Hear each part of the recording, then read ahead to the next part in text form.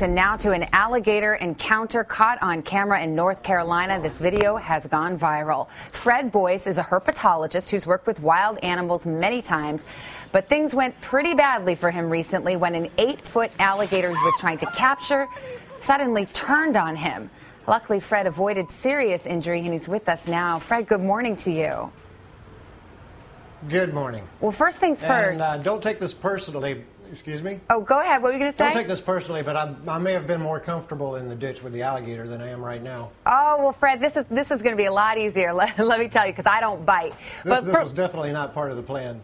well, let's talk first about how you're doing. I know you've got a bandaged arm. You feel okay? I feel fine. I mean, as far as the arm goes.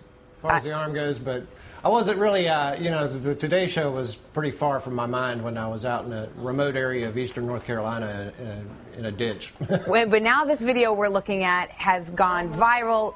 Many people in the country have seen it, and they have a question, Fred. What were you thinking throwing that towel over his head and trying to capture that big alligator? Well, I obviously wasn't thinking about the digital age that we live in and handheld video cameras. I wish I'd have been thinking more about that.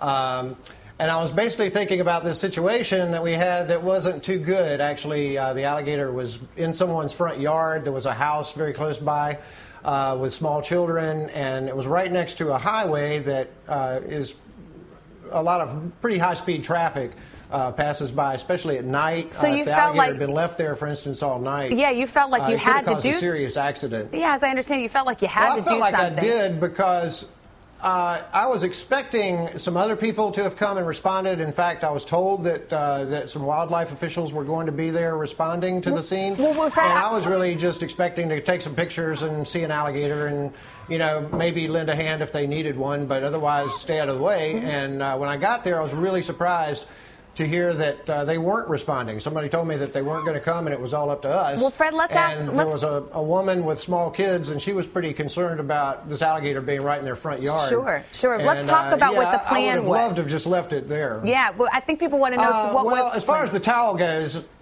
alligators are very closely related to birds. They're actually more closely related to birds than they are to other reptiles. And they have some bird-like qualities. If you can manage to close their eyes or cover their eyes, it calms them down. I really was not equipped. I really kind of didn't feel good about doing this, to tell you the truth, because this was a big alligator. I have worked with a lot of alligators.